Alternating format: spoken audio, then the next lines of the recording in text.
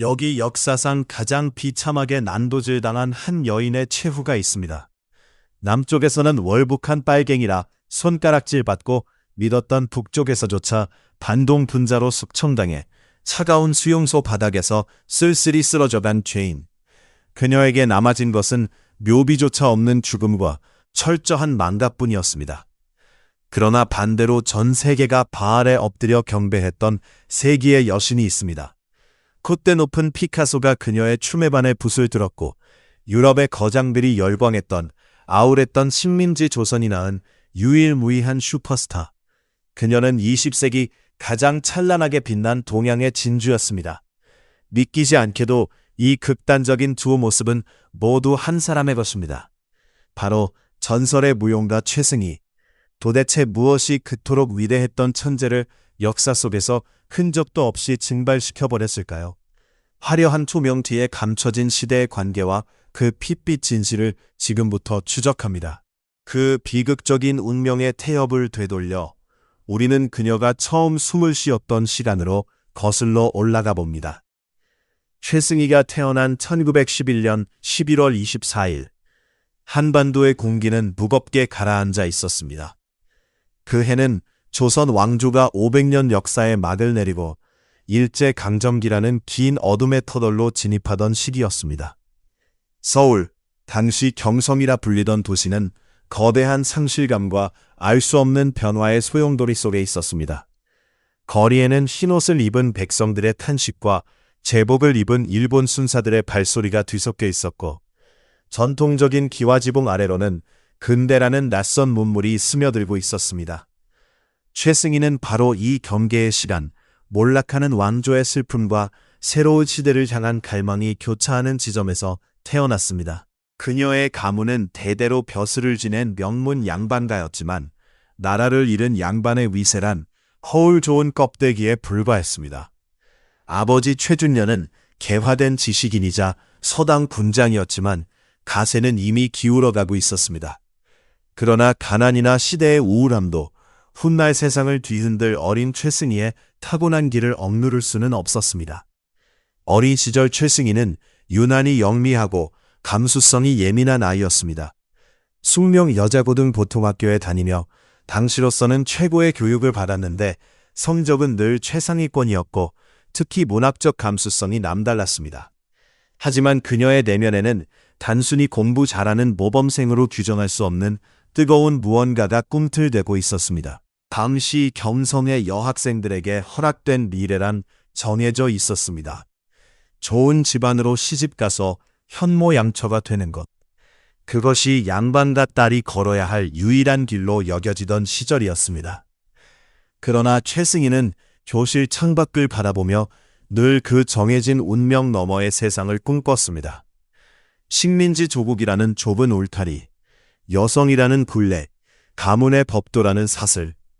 이 모든 것이 감수성 예민한 그녀에게는 견딜 수 없는 답답함으로 다가왔을 것입니다. 탈출구를 찾듯 그녀는 무언가에 홀린 듯 소설을 읽었고 영화를 보았으며 막연하지만 강렬하게 새로운 세상에 대한 동경을 키워나갔습니다. 운명은 예고 없이 찾아왔습니다. 1926년 3월 경성 공회당에서 열린 한 공연이 16살 소녀 최승희의 인생을 송두리째 뒤흔들어 놓았습니다. 그날 무대 위에 오른 사람은 일본 현대무용의 선부자 이시이 바쿠였습니다. 당시 조선에서 춤이라고 하면 기생들이 술자리에서 추는 것이나 구판의 무당춤 정도를 떠올리던 시절이었습니다. 춤은 천한 것이었고 양반집 교수가 관심을 가져서는 안 되는 금기의 영역이었습니다. 그러나 이시이 바쿠가 보여준 춤은 달랐습니다. 그것은 충격 그 자체였습니다. 음악에 맞춰 몸을 흔드는 이유가 아니라 온몸의 근육을 이용해 고통과 환희, 자유와 억압을 표현하는 언어였습니다. 맨발로 무대를 박차고 오르는 그의 역동적인 움직임, 고뇌하는 듯한 표정, 손끝 하나하나에 실린 감정의 무게. 최승희는 그 순간 전율했습니다.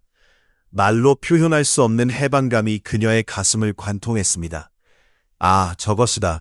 내가 찾던 것이 바로 저것이다.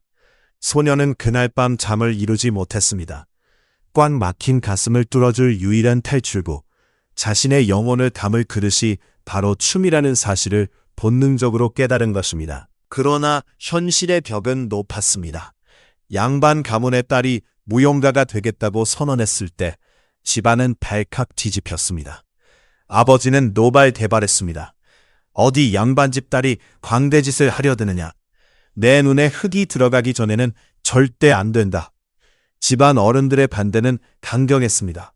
당시 사회적 통념상 무용가는 곧 기생과 다를 바 없는 천시의 대상이었기 때문입니다.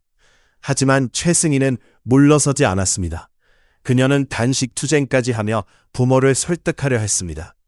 그녀의 고집은 단순한 반항이 아니었습니다. 그것은 생존을 위한 몸부림이었습니다. 춤을 추지 못한다면 죽어버리겠다는 그 결기는 여섯 소녀의 것이라고 믿기 힘들 만큼 강렬했습니다. 이때 그녀의 구원자로 등장한 인물이 바로 친오빠 최승일이었습니다. 최승일은 당시 카프 계열의 문학평론가로 활동하던 인텔리였습니다. 그는 동생의 재능을 일찍 감치 알아본 유일한 이해자였습니다. 최승일은 부모님을 설득했습니다. 승희는 보통 아이가 아닙니다. 저 아이의 재능을 썩히는 것은 죄악입니다. 새로운 시대에는 새로운 예술이 필요합니다. 오빠의 끈질긴 설득과 최승희의 목숨을 건 투쟁 끝에 부모님은 마지못해 승낙할 수밖에 없었습니다. 단 조건이 있었습니다. 성공하지 못하면 돌아올 생각도 하지 마라. 그것은 허락이라기보다는 차라리 절연에 가까운 비장한 통비였습니다. 1926년 최승희는 현해탄을 건너는 배에 몸을 실었습니다. 일본 도쿄로 향하는 그 뱃길은 그녀에게 미지의 세계로 향하는 모험이자 다시는 돌아올 수 없는 강을 건너는 의식이었습니다. 도쿄에 도착한 최승희는 이시이 바쿠의 연구소를 찾아갔습니다. 이시이 바쿠는 훗날 회고록에서 최승희와의 첫 만남을 이렇게 기억했습니다. 눈이 유난히 크고 맑은 소녀가 찾아왔다. 깡말은 최고였지만 그 눈빛만은 불타오르고 있었다. 나는 직감했다. 이 아이는 대성할 것이다.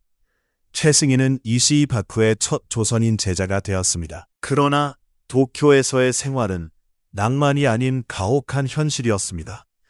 식민지 조선에서 온 소녀에게 쏟아지는 차별과 멸시, 낯선 이국 땅에서의 외로움, 그리고 무엇보다 혹독한 훈련이 그녀를 기다리고 있었습니다.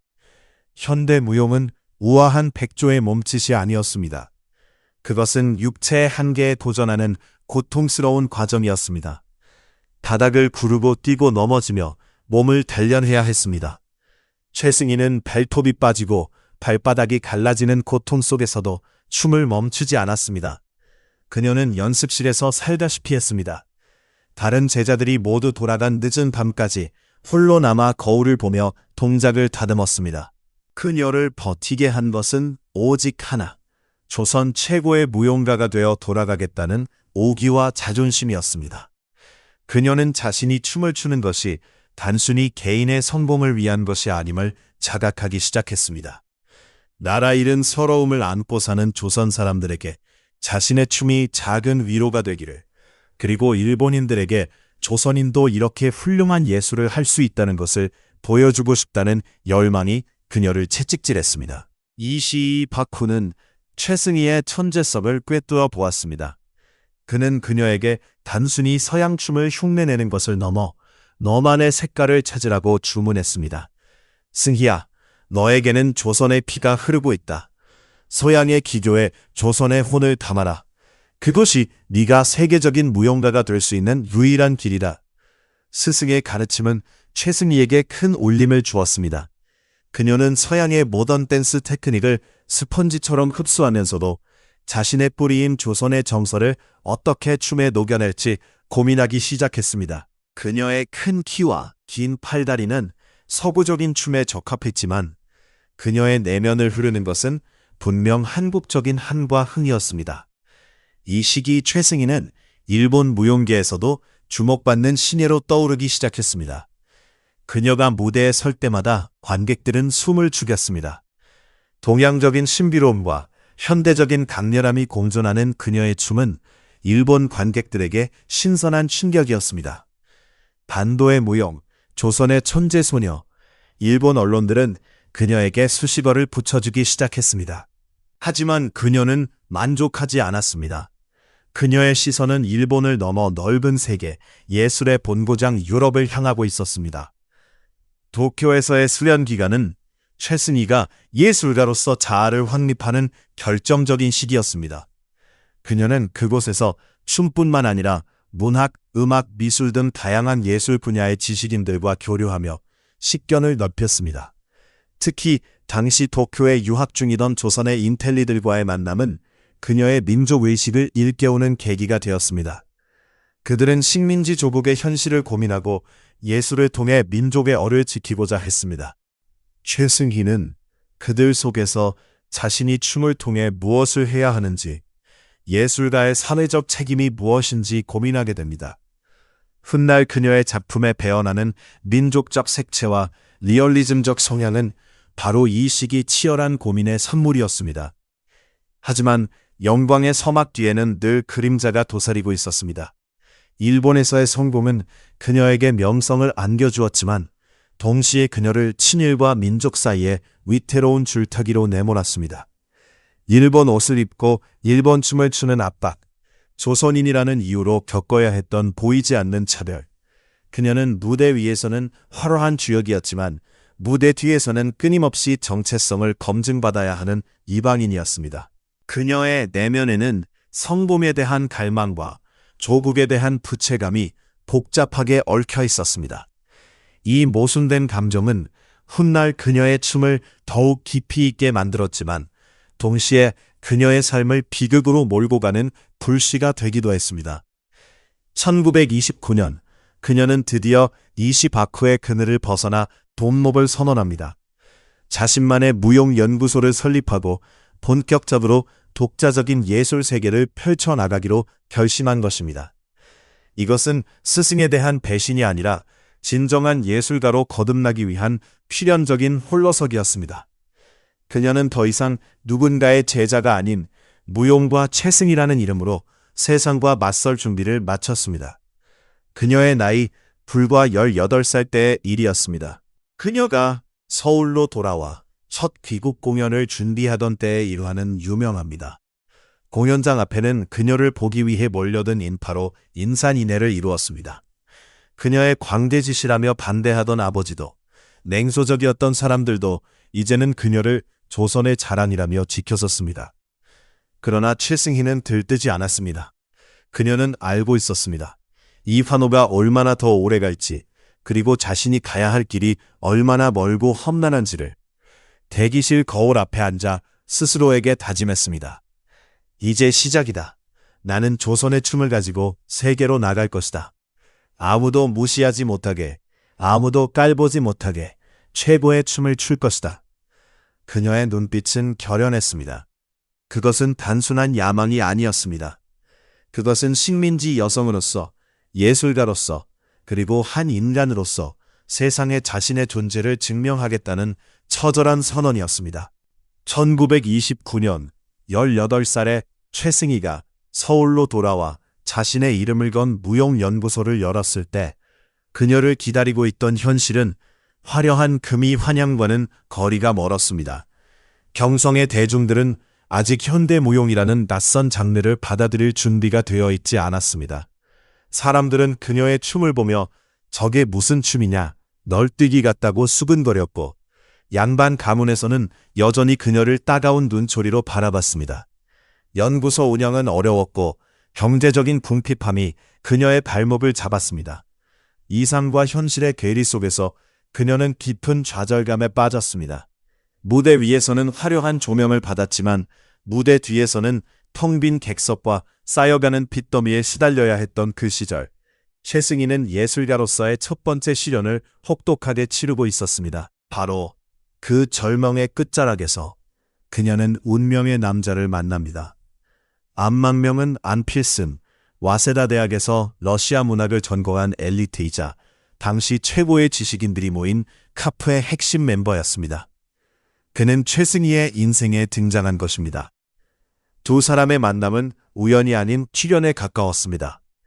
최승희의 오빠 최승일의 소개로 만난 아는 춤밖에 모르는 순수한 예술가 최승희에게 부족했던 지성과 전략을 채워줄 수 있는 유일한 인물이었습니다. 안 필승은 최승희를 보자마자 그녀가 가진 원석의 가치를 알아보았습니다. 그는 단순한 연인을 넘어 냉철한 비평가이자 유능한 기획자, 그리고 사상적 동반자가 되어주었습니다. 1931년 두 사람의 결혼은 장안의 화제였습니다. 천재 무용가와 천재 평론가의 결합. 사람들은 이들을 세계의 커플이라 불렀습니다. 하지만 이 결혼은 최승희의 춤 인생에 있어서 거대한 전환점이 되었습니다. 안 필승은 최승희에게 뼈아픈 조언을 건넸습니다. 당신의 춤은 훌륭하지만 일본의 이시바쿠를 흉내내는 것에 불과해. 세계 무대에서 통하려면 최승희만의 것이 있어야 해. 그것은 바로 조선의 것이다. 안의 통찰력은 정확했습니다. 서구의 현대무용을 아무리 잘 춘다 한들 서양인들의 눈에는 그저 춤 잘 추는 동양인 흉내쟁이로 보일 뿐이라는 냉정한 지적이었습니다. 그는 최승희에게 가장 조선적인 것이 가장 세계적인 것이라는 사실을 각인시켰습니다. 이때부터 최승희는 자신의 뿌리를 찾아 나서는 고독한 여행을 시작합니다. 그녀는 당대 최고의 전통 무용가였던 한성준 옹을 찾아가 고개를 숙였습니다. 서양 춤에 익숙해진 몸에 다시 한국 춤의 호흡과 리듬을 입히는 것은 백지의 그림을 그리는 것보다 훨씬 어려운 작업이었습니다. 펴진 무릎을 다시 굽히고 곧게 뻗은 팔을 다시 둥글게 감아주며 그녀는 뼛속 깊이 새겨진 서구의 리듬을 지우고 조선의 한과 흥을 채워 넣었습니다. 그 지난한 과정 끝에 탄생한 것이 바로 최승희만의 독창적인 스타일, 신모염이었습니다. 그것은 전통의 단순한 재현이 아니었습니다. 승무의 장삼자락에 서양춤의 역동성을 더하고 타이춤의 해합적인 몸짓을 현대적인 감각으로 재해석한 세상에 없던 새로운 장르였습니다. 그녀의 대표작 에헤라 노아라는 그렇게 탄생했습니다. 양반의 갓을 쓰고 남장을 한 채 부채를 들고 호탕하게 춤을 추는 그녀의 모습은 전통적인 성역할 경계를 허무는 파격 그 자체였습니다. 관객들은 충격에 빠졌습니다. 익숙한 우리의 춤은 현대적이고 춤은 서양식인데 정서는 쏙 깊이 조선의 것이었습니다. 사람들은 열광했습니다. 식민지 조선의 울분을 통쾌하게 날려버리는 듯한 그녀의 춤사위에 대중들은 카타르시스를 느꼈습니다. 1934년 안 필승이 기획할 최승희는 다시 일본으로 건너갔습니다. 이번에는 배우러 간 것이 아니라 정복하러 간 것이었습니다. 도쿄 청원회관에서 열린 그녀의 공연은 그야말로 대폭발이었습니다. 일본의 지식인들과 예술가들은 그녀의 춤에 완전히 매료되었습니다. 노벨 문학상 수상작가인 가와바타 야스나리는 그녀의 춤을 보고 조선의 춤이 이렇게 아름다운 줄 몰랐다. 그녀의 몸짓에는 거부할 수 없는 생명력이 꿈틀거린다고 찬사를 보냈습니다. 일본 전역에 최승희 붐이 일었습니다. 그녀가 입은 옷, 그녀가 바른 화장품, 심지어 그녀의 단발머리 스타일까지 유행했습니다. 반도의 무용이라는 꼬리표는 사라지고 동양의 무용이라는 새로운 칭호가 그녀에게 붙여졌습니다. 당시 최승희의 인기는 오늘날의 K-팝 아이돌을 능가하는 수준이었습니다. 일본의 문인들은 그녀를 숭배했고 그녀를 모델로 한 소설과 시가 쏟아져 나왔습니다. 아이러니하게도 일본 제국주의가 조선의 민족성을 말살하려던 그 시기에 일본의 대중들은 가장 조선적인 춤을 추는 여인에게 열광했던 것입니다. 이것은 식민지 예술가가 가질 수 있는 가장 통쾌한 복수이자 동시에 가장 위험한 줄타기였습니다. 일본 정권과 군부는 그녀의 인기를 이용하려 들었습니다. 내선일체의 선전도구로 그녀를 활용하고 싶어 했던 것입니다. 안 필승과 최승희는 이 위험한 흐름을 감지했습니다. 일본에서의 성공에 안주하다가는 결국 제국의 장식품으로 전락하고 말 것이라는 위기감이 그들을 엄습했습니다. 1930년대 중반 최승희의 시선은 이제 아시아를 넘어 더 넓은 곳을 향하고 있었습니다. 그녀는 좁은 일본 땅이 답답하게 느껴졌습니다. 나의 춤을 세계에 보여주고 싶다. 서구의 예술가들과 당당하게 겨루고 싶다. 안 필승은 그녀의 야망을 현실로 만들 준비를 시작했습니다. 그는 미국과 유럽 순회 공연이라는 당시로서는 무모하리만치 거대한 프로젝트를 기획했습니다.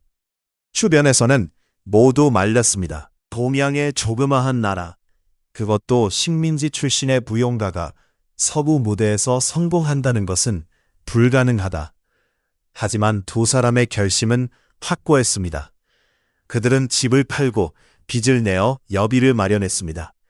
그것은 단순한 공연 여행이 아니라 예술가로서의 생명을 건 도박이었습니다. 1937년 최승희는 마침내 미국행 배에 몸을 실었습니다. 샌프란시스코 항에 도착했을 때 그녀를 기다리는 것은 아무것도 없었습니다.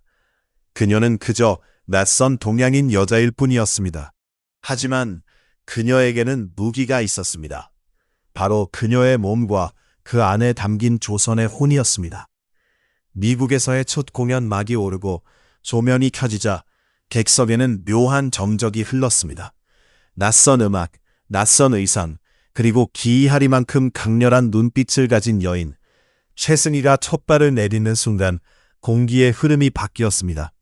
그녀가 장구를 메고 신명나게 무대를 휘젓자 점차 미국 관객들의 어깨가 들썩이기 시작했습니다. 공연이 끝났을 때 극장은 떠나갈 듯한 기립박수로 가득 찼습니다. 뉴욕 타임스, 로스앤젤레스 타임스 등 유력 언론들은 앞다투어 그녀의 기사를 실었습니다. 동양에서 온 신비의 여신, 영혼을 울리는 춤. 그녀는 단숨에 미국 예술계에 주목받는 인물이 되었습니다. 미국에서의 성공은 시작에 불과했습니다. 그녀의 최종 목적지는 예술의 심장부 유럽이었습니다. 프랑스 파리, 그곳은 전 세계 예술가들이 모여드는 격전장이자 최고가 아니면 살아남을 수 없는 정글이었습니다. 1939년 최승희가 파리에 입성했을 때 유럽에는 전쟁의 먹구름이 들이우고 있었습니다.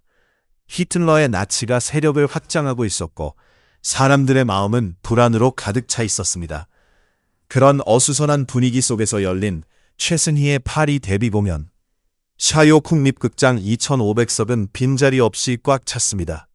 그리고 그 객석 한가운데에는 20세기 미술의 거장 파블로 피카소가 앉아 있었습니다. 최승희가 초립동을 추기 시작했습니다. 꼬마 신랑의 앙증맞은 몸짓. 그러나 그 속에 숨겨진 애절한 슬픔. 피카소는 숨을 죽이고 그녀를 응시했습니다. 그로의 팔이 곡선을 그리며 허공을 가를 때 피카소는 영감을 느꼈습니다. 그는 공연이 끝난 후 그녀의 대기실을 찾아왔습니다. 그리고 그녀의 손을 잡으며 말했습니다. 당신의 춤은 완벽한 그림입니다. 내가 찾던 곡선이 바로 당신의 몸 안에 있습니다. 피카소뿐만이 아니었습니다. 야수파의 거장 앙리 마티스, 시인 장 콕토 등 당대 최고의 예술가들이 그녀를 찬양했습니다. 최승희는 파리 무용계의 여왕이 되었습니다. 파리의 패션 디자이너들은 그녀가 입은 한복의 색감과 선에서 영감을 받아 새로운 옷을 만들었고 그녀가 쓴 갓은 초립동 모자라는 이름으로 파리 거리를 휩쓸었습니다. 상상해 보십시오. 식민지 조선의 여성이 나라 이름조차 생소한 코리아의 무용가가 서구 문화의 중심지 파리에서 유행을 선도하고 거장들의 뮤즈가 되었다는 사실을. 그것은 기적과도 같은 일이었습니다. 최승희는 그 순간 단순히 춤을 추는 사람이 아니었습니다. 그녀는 잃어버린 조국의 이름을 세계 지도 위에 다시 새겨넣는 외교관이자 동양 예술의 자존심을 지켜내는 전사였습니다. 그녀는 편지에서 이렇게 썼습니다. 나는 지금 조선을 춤추고 있다. 그들이 내게 박수를 보낼 때 나는 그 박수가 나 개인이 아닌 우리 민족에게 보내는 것임을 느낀다. 그러나 이 찬란한 영광의 정점에서 운명은 다시 한번 그녀를 시험하려 하고 있었습니다. 유럽 저편의 제2차 세계대전의 포선이 울리기 시작한 것입니다. 예술의 도시는 공습 경보에 갇혔고 자유로운 공연 활동은 불가능해졌습니다. 최승희는 선택의 기로에 섰습니다. 안전한 미국으로 망명할 것인가? 아니면 위험을 무릅쓰고 다시 아시아로 돌아갈 것인가? 그녀의 뱃속에는 둘째 아이가 자라고 있었고 남편 안필승은 불안한 정세 속에서 고민하고 있었습니다. 결국 그녀는 귀국을 결심합니다. 그것은 조국이 그리워서이기도 했지만 더 이상 전쟁터가 되어버린 유럽에서 예술을 지속할 수 없다는 현실적인 판단 때문이었습니다. 하지만 돌아온 고국은 그녀가 떠날 때보다 더욱 끔찍한 지옥으로 변해 있었습니다. 1940년대 초반, 일제는 최후의 파악을 하고 있었습니다. 민족 말살 통치는 더욱 강화되었고 창씨 계명이 강요되었으며 모든 조선인은 황국 신민이 되기를 강요받았습니다. 세계적인 스타가 되어 돌아온 최승희를 일제는 가만히 두지 않았습니다. 군부는 그녀에게 황군 리문 공연을 강요했습니다. 너의 그 유명한 춤으로 병사들의 사기를 북돋아라. 거절은 곧 죽음이나 다름없었습니다. 최승희는 딜레마에 빠졌습니다. 예술가로서의 자존심을 지킬 것인가? 아니면 생존을 위해 권력에 태엽할 것인가? 그녀는 무대 위에서는 일본 군복을 연상시키는 의상을 입고 춤을 춰야 했고 공연 수입금은 국방 헌금으로 헌납해야 했습니다. 이 시기 그녀의 내면은 갈기갈기 찢겨나갔을 것입니다. 파리에서 피카소의 찬사를 받으며 예술을 불태웠던 그녀가 이제는 침략전쟁의 도구가 되어 원치 않는 춤을 춰야 한다는 사실. 그녀의 눈빛에서 생기가 사라지고 대신 깊은 우시가 자리 잡기 시작한 것은 바로 이때부터였습니다. 대중들은 그녀를 비난하기 시작했습니다. 신일파 변절자. 한때 그녀를 민족의 꽃이라 칭송하던 사람들은 이제 손가락질을 해댔습니다. 그녀는 억울했습니다. 하지만 변명할 수 없었습니다. 그 시대를 살아낸다는 것은, 특히 유명인으로서 그 시대를 살아낸다는 것은 온몸으로 오물을 뒤집어 쓰는 것과 같았기 때문입니다. 안필승과의 관계도 삐걱거리기 시작했습니다. 사회주의 이상을 품고 있던 안필승에게 일제에 협력하는 아내의 모습은 견디기 힘든 것이었을지도 모릅니다. 혹은 그 역시 생존을 위해 침묵할 수밖에 없었던 무력감에 시달렸을 것입니다. 해방이 찾아왔을 때 최승희는 기쁨보다는 두려움을 먼저 느꼈습니다. 친일 행적에 대한 단죄의 목소리가 높아지고 있었기 때문입니다. 서울의 예술계는 좌우로 나뉘어 극심한 이념 대립을 겪고 있었습니다. 그녀는 설 자리가 없었습니다. 남한 사회는 그녀를 친일 부역자로 몰아세웠고 그녀의 예술적 성취보다는 정치적 과오만을 들춰내려고 했습니다. 그녀는 고립되었습니다. 바로 그때 북쪽에서 달콤한 제안이 날아들었습니다. 남편 안필승이 먼저 월북하여 자리를 잡았고 김일성 정권이 그녀를 절실히 원한다는 소식이었습니다. 북한만을 위한 국립극장을 지어주겠소. 마음껏 춤출 수 있게 해주겠소. 당신의 과거는 묻지 않겠소. 예술가에게 마음껏 춤출 수 있는 무대보다 더 강력한 유혹이 있을까요? 게다가 사랑하는 남편이 그곳에 있었습니다. 최승희는 흔들렸습니다. 남한에서의 멸시와 조롱을 견디느니 자신의 예술을 인정해주는 곳으로 가는 것이 낫지 않을까. 하지만 그것이 돌아올 수 없는 강을 건너는 것임을, 그리고 그것이 또 다른 더 거대한 감옥이 될 줄은 꿈에도 몰랐을 것입니다. 1946년 어느 날 밤, 최승희는 짐을 꾸렸습니다. 그녀의 손에는 무대 의상 몇 벌과 낡은 토슈즈가 들려 있었습니다. 그녀는 뒤를 돌아보지 않고 산을 넘었습니다. 그것은 그녀의 입막 급부스, 북한의 최승희로서의 삶이 시작되는 순간이자 비극의 카운트다운이 시작되는 순간이었습니다. 1946년 최승희가 발을 디딘 평양의 풍경은 서울의 혼란과는 사뭇 달랐습니다. 붉은 깃발이 거리마다 나붙고 사람들의 눈빛에는 새로운 나라를 건설하겠다는 혁명적 열기가 가득했습니다. 그 낯선 열기 속에서 김일성 정권은 최승희를 여왕처럼 맞이했습니다. 동양의 무용다가 공화국에 돌아왔다는 선전 문구가 신문 일면을 장식했고 그녀에게는 당시 돈으로 수백만 원에 달하는 거액의 공작금과 최고급 주택이 제공되었습니다. 무엇보다 그녀를 감동시킨 것은 약속의 이행이었습니다.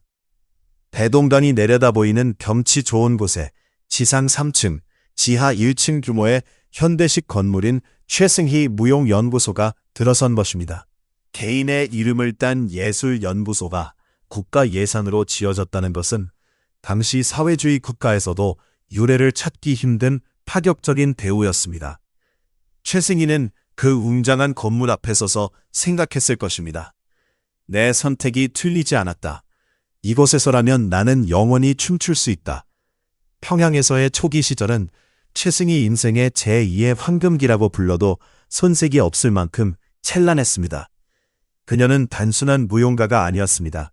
그녀는 신생국가 북한의 문화적 상징이자 최고인민회의 대의원으로 선출되었고 공훈배우, 인민배우라는 칭호가 차례로 그녀의 어깨 위에 얹혀졌습니다. 그녀는 물 만난 고기처럼 왕성하게 활동했습니다. 연구소에는 전국에서 선발된 재능 있는 아이들이 모여들었고 최승희는 그들을 가르치며 자신의 예술 세계를 체계화하기 시작했습니다. 그녀가 집필한 교재는 지금까지도 북한 무용의 교과서로 쓰일 만큼 독보적인 업적이었습니다. 그녀는 흩어져 있던 민속 춤사위를 정리하고 거기에 현대적인 테크닉을 결합하여 북한 특유의 씩씩하고 역동적인 춤 스타일을 완성해 나갔습니다. 이때 그녀가 만든 부채춤, 장구춤 등은 훗날 남한 무용계에도 역수입되어 영향을 미칠 정도로 완성도가 높았습니다. 그러나 평화는 오래가지 않았습니다. 1950년 6월 25일 한반도는 다시 한번 전쟁의 화염에 휩싸였습니다. 한국전쟁, 예술의 전당이 되어야 할 국토가 피로 물들었지만 역설적으로 이 전쟁은 최승희의 국제적 위상을 다시 한번 확인시켜주는 계기가 되었습니다. 전황이 불리해지자 김일성은 최승희를 중국으로 피신시켰습니다. 단순한 피난이 아니었습니다. 그녀는 중국 베이징에서 최승희 무용연구반을 열고 중국의 무용가들을 지도했습니다. 당시 중국의 총리 저우언나이는 그녀를 국빈으로 대접했고 경극의 대가 메이란판과 교류하며 중조 예술 교류의 가교 역할을 했습니다. 전쟁 중임에도 불구하고 그녀는 소련 모스크바와 동유럽을 순회하며 공연을 펼쳤습니다.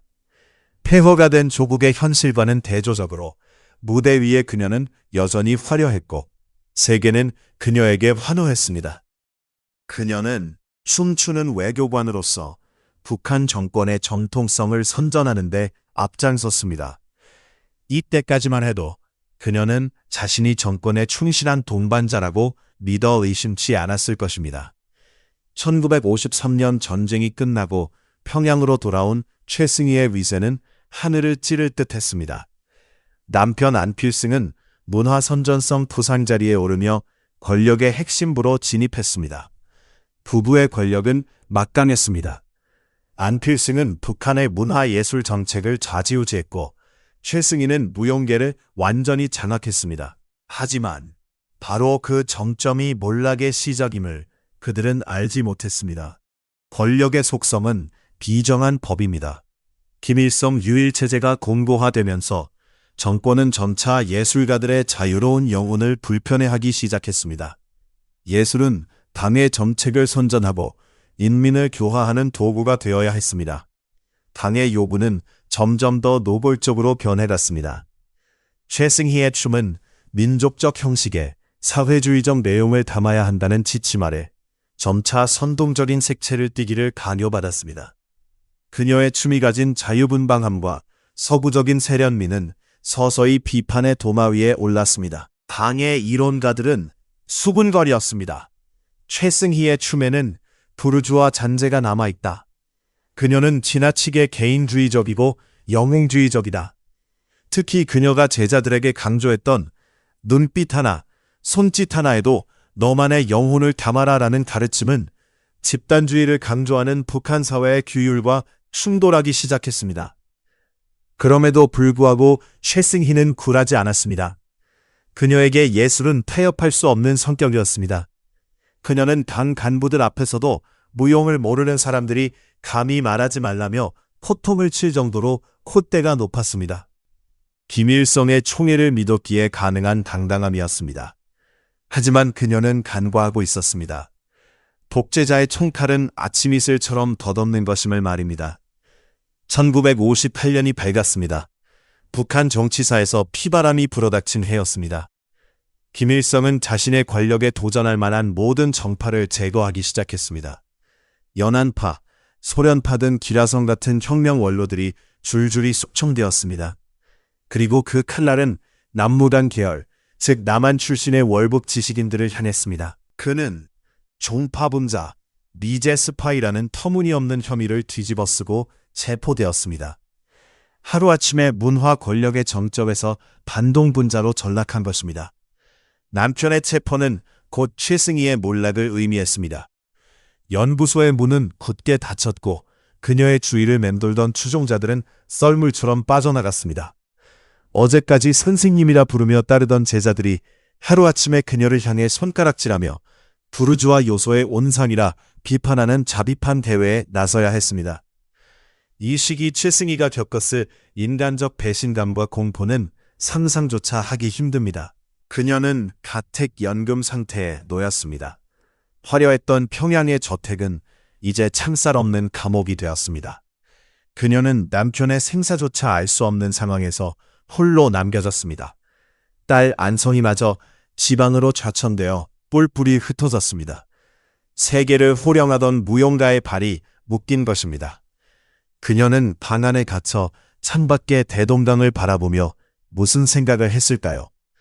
10년 전 희망을 품고 건너왔던 그 강물이 이제는 자신을 옥죄는 사슬처럼 느껴졌을지도 모릅니다. 그러나 최승희는 쉽게 꺾일 여자가 아니었습니다. 그녀는 살아남기 위해, 아니 춤을 다시 추기 위해 처절한 몸부림을 쳤습니다. 1959년 그녀는 김일성에게 탄원서를 올립니다. 그리고 다시 한번 기회를 얻기 위해 자신의 예술적 신념을 굽히고 철저히 정권의 입맛에 맞는 작품을 창작하기 시작했습니다. 그 결과 나온 것이 100년의 틈 같은 작품들이었습니다. 이것은 그녀의 진정한 예술이라기보다는 생존을 위한 처절한 몸부림이었습니다. 김일성은 그녀의 이용 가치가 아직 남아있다고 판단했는지 잠시 그녀를 복권시켜 주었습니다. 하지만 그것은 완전한 명예회복이 아니었습니다. 목숨만 붙여준 채 언제든 다시 쳐낼 수 있는 유예기간에 불과했습니다. 1960년대 초반 최승희의 모습은 예전 같지 않았습니다. 그녀의 춤에서는 특유의 생명력과 도함이 사라지고 대신 불안과 강박이 자리 잡았습니다. 그녀는 당의 눈치를 보며 위대한 수령님을 위하여 라는 구호를 외치며 춤을 췄지만 그 몸짓은 공허했습니다. 영혼이 거세된 춤, 그것은 예술계에게 있어 죽음보다 더한 고통이었을 것입니다. 그럼에도 불구하고 그녀가 버틴 이유는 단 하나, 남편 안필승이 어딘가에 살아있을지 모른다는 희망, 그리고 자신의 분신과도 같은 딸 안성희를 지켜야 한다는 어미로서의 본능 때문이었을 것입니다. 그러나 역사의 수레바퀴는 잔인하게 굴러갔습니다. 1967년 북한을 뒤흔든 갑산파 숙청 사건이 터졌습니다. 이것은 단순한 권력 투쟁이 아니었습니다. 김일성 유일 사상 체계를 확립하기 위한 최후의 그리고 가장 거대한 숙청 작업이었습니다. 문화예술계 전반에 대한 대대적인 검열이 시작되었습니다. 이번에는 피할 곳이 없었습니다. 당은 최승희를 다시 호출했습니다. 혐의는 더욱 구체적이고 악의적이었습니다. 최승희는 부르주아적 유교 사상을 무용에 도입하여 사회주의 문화를 오염시켰다. 과거 일제시대에 친일 행각을 벌였으며 국제 공연을 핑계로 서부 자본주의 사상에 물들었다. 심지어 그녀가 월북하기 전 미군정 장교들과 교류했던 사실까지 들춰내어 미제 첩자라는 꼬리표까지 붙였습니다. 모든 것이 끝났음을 직감한 순간이었을 것입니다. 그녀의 업적, 그녀의 명성, 그녀의 헌신, 그 모든 것이 반동이라는 두 글자 아래 산산이 부서졌습니다. 그녀가 평생을 바쳐 일군 최승희 무용연구소에 간판이 내려지고 그녀가 쓴 책들은 불태워졌으며 그녀의 사진은 교과서에서 오려졌습니다. 기록 말살형, 고대 로마에나 있었던 그 흉벌이 20세기 평양에서 자행된 것입니다. 1967년 어느 차가운 새벽 검은색 세단이 그녀의 집 앞에 멈춰 섰습니다. 제복을 입은 남자들이 들이닥쳤고 최승희는 저항 없이 그들을 따라 나섰습니다. 그녀가 마지막으로 집을 나서며 어떤 표정을 지었는지는 아무도 모릅니다. 다만 그녀의 화려했던 무대 의상들이 텅 빈 방에 덩그러니 남겨져 주인의 비극적인 운명을 침묵으로 증언하고 있었을 뿐입니다. 그녀가 끌려간 곳은 어디였을까요? 사람들은 수군거렸습니다. 정치범 수용소로 갔다는 소문, 지하 감옥에 갇혔다는 소문, 곧바로 처형당했다는 소문이 평양의 뒷골목을 떠돌았습니다. 확실한 것은 그녀가 대중의 시야에서 그리고 역사라는 무대 위에서 강제로 퇴장당했다는 사실뿐이었습니다. 한때 피카소가 사랑하고 세계가 경의를 표했던 여인이 이제는 이름조차 불릴 수 없는 금기어가 되어버린 것입니다. 평양의 거리에 그녀의 포스터가 붙어있던 자리는 뜯겨나갔고 사람들은 후환이 두려워 그녀의 이름을 입에 올리는 것조차 꺼렸습니다. 그렇게 최승희라는 전설은 진흙 같은 어둠 속으로 빨려 들어갔습니다. 담겨진 기록들에 따르면 그녀의 만년은 지옥 그 자체였습니다. 정치범 수용소에서의 삶은 인간의 존엄성을 철저히 파괴하는 과정이었습니다. 굶주림과 강제노동, 끊임없는 폭력과 세뇌교육, 우아하게 손을 뻗어 하늘을 가리키던 그 손은 이제 거친 돌을 나르고 밭을 가는 데 쓰여야 했습니다. 세계 최고의 무대 바닥을 딛던 그 발은 동상에 걸려 짓물렀습니다. 그러나 전해지는 증언에 따르면 그 지옥 같은 곳에서도 그녀는 가끔 미친 사람처럼 춤을 췄다고 합니다. 작업이 끝난 늦은 밤, 차가운 수용소 바닥에서 달빛을 조명 삼아 흐느적거리며 팔을 움직이는 늙은 여인. 수감자들은 그녀를 보며 혀를 쳤지만 어쩌면 그것은 그녀가 인간으로서 그리고 예술가로서 자신을 놓지 않기 위한 마지막 의식이었을지도 모릅니다. 내 몸을 가둘 수는 있어도 내 춤을 가둘 수는 없다. 그녀의 영혼은 육체라는 감옥을 넘어 기억 속의 무대를 끊임없이 부유하고 있었을 것입니다. 1969년 8월 8일, 이 날짜가 우리에게 알려지기까지는 무려 34년이라는 시간이 걸렸습니다. 그날 차가운 시멘트 바닥 위에서 혹은 낯선 현장의 이슬로 그녀는 숨을 거두었습니다. 그녀의 곁을 지키는 사람은 아무도 없었습니다. 박수 소리도 환호성도 없는 정막 속에서 세계의 무용가는 고독하게 눈을 감았습니다. 향년 58세, 무용가로서 아직 원숙한 기량을 뽐낼 수 있는 나이였습니다. 그녀의 죽음은 단 한 줄의 부고 기사로도 실리지 않았습니다. 그녀는 먼지처럼 사라졌습니다. 마치 처음부터 세상에 존재하지 않았던 사람처럼 말입니다. 남한에서는 월북자로 잊혀졌고 북한에서는 숙청자로 지워졌습니다. 한반도가 낳은 가장 위대한 예술가의 최후치보는 너무나도 허망하고 비참한 결말이었습니다. 1969년 8월 8일 최승희의 육신이 숨을 거둔 그 순간부터 그녀는 2번 죽임을 당했습니다.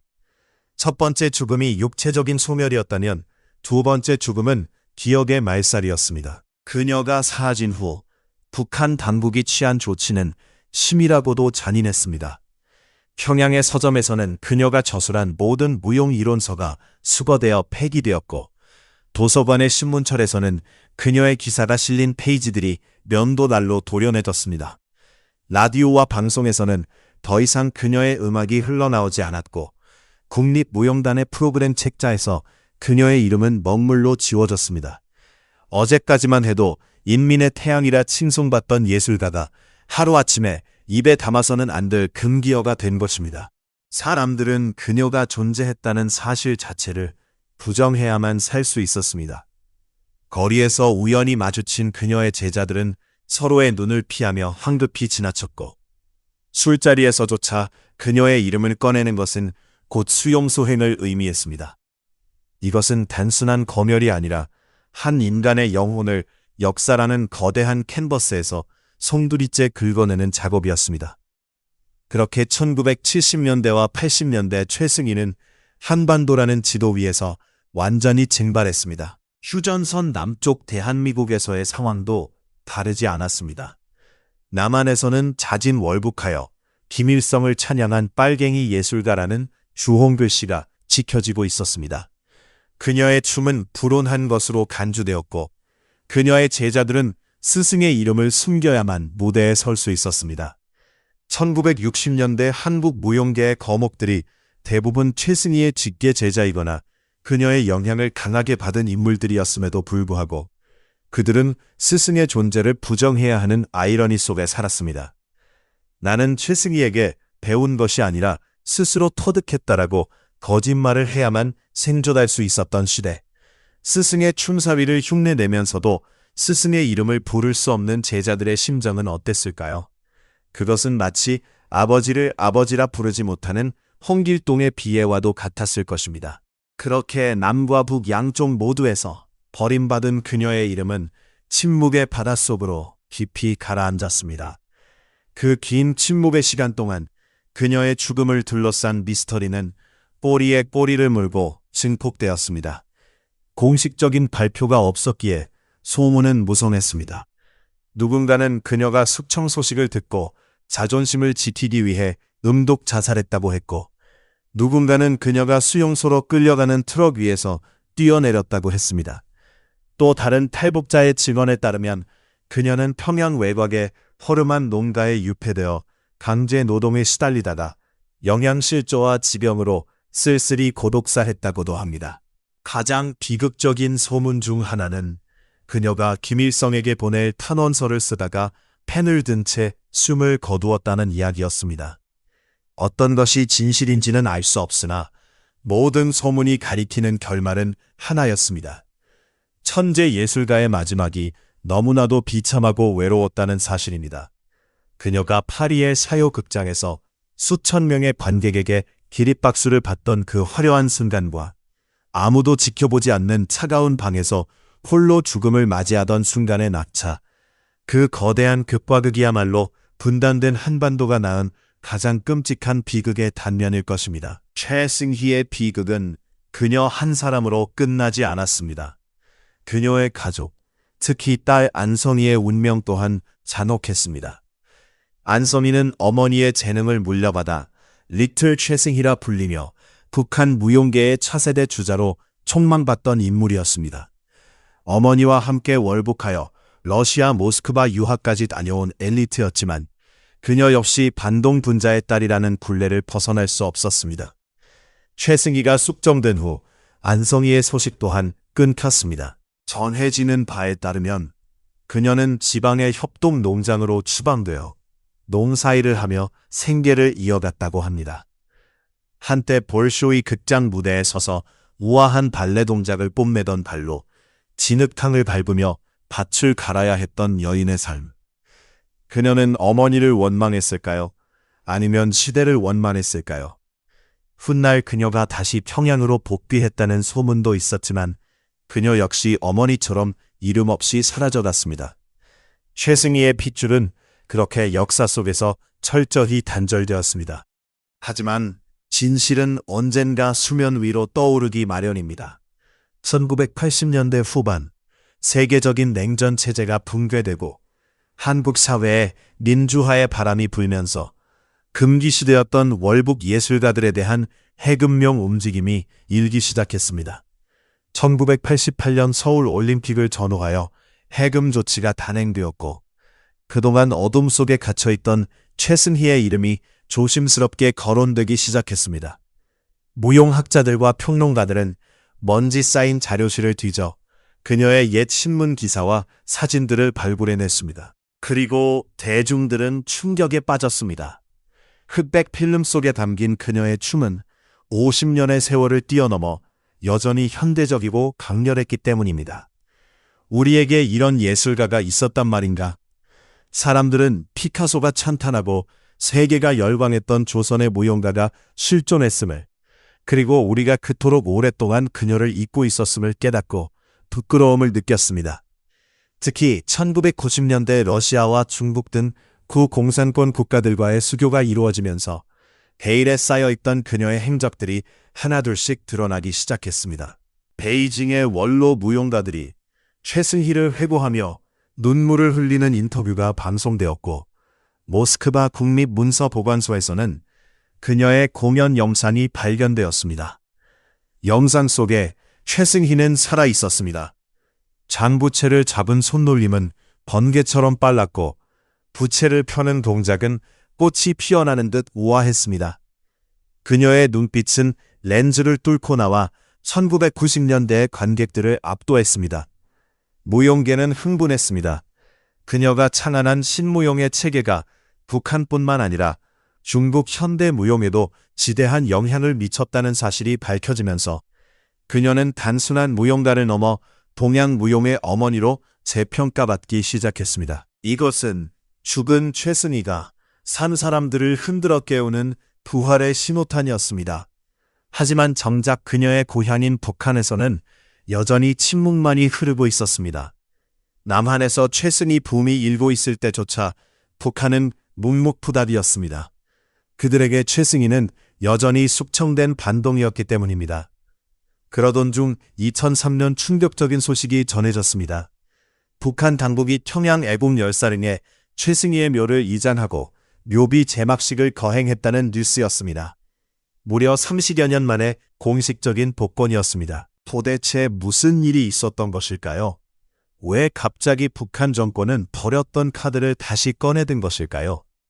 전문가들은 이것을 김정일 국방위원장의 지시로 해석했습니다. 예술 애호가였던 김정일이 최승희 선생은 우리 민족이 낳은 재간둥이라고 회고하며 그녀의 명예회복을 지시했다는 것입니다. 혹은 남한에서 불고 있는 최승희의 열풍을 의식하여 그녀를 제재 선전의 도구로 다시 활용하려는 정치적 계산이 깔려 있었을지도 모릅니다. 이유가 무엇이든 2003년 공개된 묘비 사진은 우리에게 많은 것을 말해주었습니다. 화강암 비석에는 인민배우 최승희라는 글자와 함께 1911년 11월 24일생, 1969년 8월 8일 사망이라는 날짜가 선명하게 새겨져 있었습니다. 1969년, 그 숫자는 수많은 소문과 추측의 종지부를 찍는 동시에 그녀가 겪었을 60년대 말의 고통을 증명하는 차가운 낙인과도 같았습니다. 그녀는 1967년 숙청 이후 2년 동안 지옥 같은 삶을 견디다 1969년 한여름에 숨을 거둔 것입니다. 묘비 앞에는 조화가 놓여 있었지만 그 꽃이 그녀의 한을 달래줄 수는 없었을 것입니다. 그녀가 그토록 사랑했던 춤을 빼앗긴 채 짐승처럼 갇혀 지내다 맞이한 죽음. 사후 34년 만에 돌려받은 인민배우라는 칭호가 차라리 조롱처럼 느껴지는 것은 왜일까요? 우리는 이제 그녀의 묘비 앞에 서서 질문을 던져야 합니다. 한 예술가의 삶이 이토록 처참하게 유린당해야만 했던 이유는 무엇인가? 이념이란 무엇이고 국가란 무엇인가? 최승희는 남과 북 그 어디에도 온전히 속하지 못했던 경계인이었습니다. 남한에서는 월북자라는 이유로, 북한에서는 부르주아라는 이유로 배척당했지만 역설적으로 그녀야말로 진정한 의미의 통일 예술가였을지도 모릅니다. 그녀의 춤에는 남과 북의 경계가 없었습니다. 그녀가 무대 위에서 흩뿌린 땀방울 속에는 평양의 대동강 물결과 서울의 한강 바람이 공존하고 있었습니다. 그녀는 춤으로 하나 된 한반도를 꿈꿨으나 시대는 그녀를 갈라진 땅의 틈새로 밀어넣어 질식시켰습니다. 최승희의 이야기는 여기서 끝나지 않습니다. 그녀의 육신은 사라졌지만 그녀가 남긴 유산은 끈질긴 생명력으로 살아남아 오늘날 우리 곁에 머물고 있습니다. 그녀가 창안한 무용 기법들은 알게 모르게 후배 무용가들의 몸짓 속에 스며들어 전수되고 있으며 그녀가 꿈꾸었던 우리 춤의 세계관은 후배들에 의해 컬처라는 이름으로 실현되고 있습니다. 방탄소년단이 전 세계를 누비고 한국 영화가 아카데미상을 받는 오늘날의 영광 뒤에는 100년 전 척박한 땅에서 맨발로 가시바퀴를 헤치며 세계로 나아갔던 최승희라는 거인의 발자국이 있었음을 우리는 기억해야 합니다. 그녀는 실패한 혁명가가 아니라 시대를 너무 앞서간 선구자였습니다. 그녀의 삶을 되짚어보는 일은 단순히 과거의 인물을 회상하는 것이 아닙니다. 그것은 분단의 상처를 치유하고 끊어진 민족의 문화적 맥을 잇는 작업입니다. 최승희라는 렌즈를 통해 우리는 20세기 한반도의 뒤틀린 역사를 직시하게 됩니다.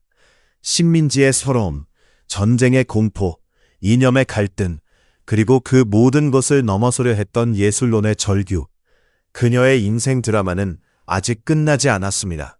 통일이 되는 그날, 남과 북의 무용들이 한 무대에 서서 그녀가 그토록 추고 싶어 했던 반도의 춤을 함께 추는 순간이야말로 최승희라는 대서사의 진정한 엔딩 크레딧이 올라가는 순간이 될 것입니다. 그러나 그 엔딩을 보기 전 우리는 아직 풀어야 할 숙제들이 남아 있습니다. 그녀의 죽음에 얽힌 구체적인 진실은 여전히 북한의 기밀문서 속에 잠겨 있고 흩어진 그녀의 작품들은 완전히 복원되지 못했습니다. 중국과 러시아, 일본을 떠돌며 그녀의 흔적을 찾는 연구자들의 노력은 지금도 계속되고 있습니다. 잃어버린 퍼즐 조각들을 하나하나 맞춰갈 때마다 우리는 전설 속에 박제된 무용가 최승희가 아님 고뇌하고 사랑하고 아파했던 인간 최승희의 맨 얼굴을 마주하게 될 것입니다.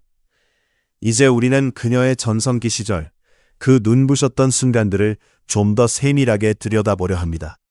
역사의 경례가 가기 전 그녀가 무대 위에서 가장 행복했던 그 시절, 전 세계가 그녀의 발끝을 주목했던 그 마법 같은 시간 속으로 다시 한번 여행을 떠나보겠습니다.